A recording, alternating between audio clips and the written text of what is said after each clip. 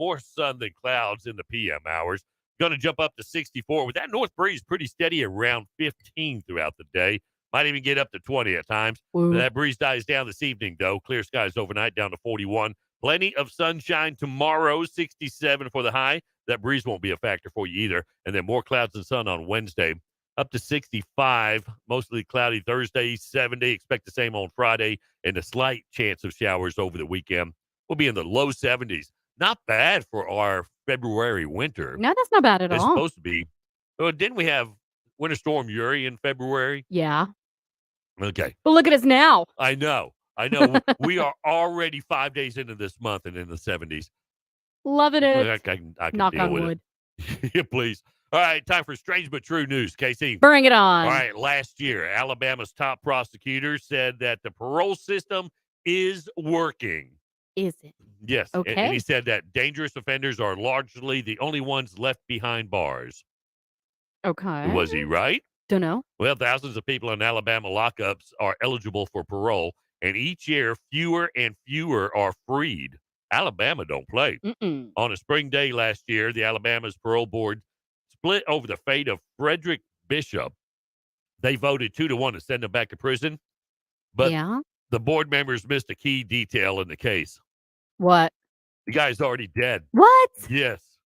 Prisoners in Alabama don't get to attend parole hearings where the board decides their fate in just minutes. In fact, Bishop's not the only prisoner to be ordered back to prison despite already being dead. They sent a lot of dead dudes back to prison. Yeah. Send him back.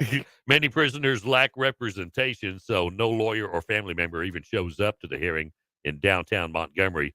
Now, those who do show up just get 2 minutes to speak if they're not dead. Right. And an inmate is reduced to pieces of paper, a list of check marks to grade their disciplinary record, severity of past offense, time served, and other factors. Now, in 2023, the parole board looked at those forms and rejected nearly all of them, blocking release of all but 8% of the prisoners. Wow. That's despite the board's own criteria showing about 80% who came up for parole were recommended to be released. They said, no, you get your dead butt back into that cell. That's despite a prison system at 168% capacity, a system so dangerously overcrowded, it's being sued by the Department of Justice for unconstitutional conditions. Yeah. Making dead dudes go back to prison. That's just mean. That's offensive. That is mean. That's offensive. On a recent afternoon, Liz Molina and her daughter traveled to the 7th Street Los Angeles Housing Department office looking for help with their landlord. Instead of finding city employees to help her, she peered through the glass into a darkened lobby. The office was shuttered. The Los Angeles Housing Department has closed its main office there at 7th Street after its landlord opted to lease the whole building to a different tenant. Woo! Yeah. The site's been closed to the public for nearly a month. The LAHD typically mediates disputes between renters and landlords, including those over living conditions, harassment, rent increases, evictions, and all that other stuff.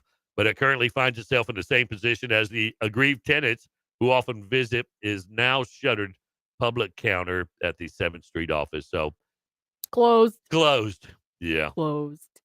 All right. For 75 years after its discovery at Lowell Observatory in Flagstaff, Arizona, Pluto inched around the outskirts of our solar system, known to all as the 9th planet from the sun. But when the International Astronomical Union voted to strictly define what does and doesn't qualify as a planet, Pluto didn't quite meet the criteria, despite its 2006 downgrade to dwarf planet. The icy world, 3 billion miles away, has retained its planetary status in the hearts and minds of many citizens in Arizona, though. Pluto's a planet. The only U.S. state in which a planet has been discovered. That's why Representative Justin Wilmoth, he's a Republican from Phoenix, is pushing the legislature to designate Pluto as the official planet of Arizona. Okay. Yeah. Why not? The bill he wrote to do so, House Bill 2477, just took one small step in its voyage toward law. Wilmoth said that he was inspired to write the bill after touring the Lowell Observatory in April. Its namesake namesake, Arizona astronomer Percival Lowell, died in 1916 after spending more than a decade hunting for a mythical ninth planet, and he found it. And now looks like Pluto may become the official planet of Arizona. Okay. Good for them. Yeah. Get a planet. Yes, because there's really nothing to do in Arizona. There's really no issues that need to be brought up. No laws that need to be made. So why not just get your own planet? Why not? Okay. Good for you guys. Yeah. Now you got something to talk about. Mm-hmm. All right. Download the free Mix Online app on your iPhone or Android. Take us everywhere you go. Even Pluto. 848. Dozen before 9 at Mix Online. Your hits from the 80s, 90s, and today. Good morning. Ken and Casey in the morning. Some assembly required.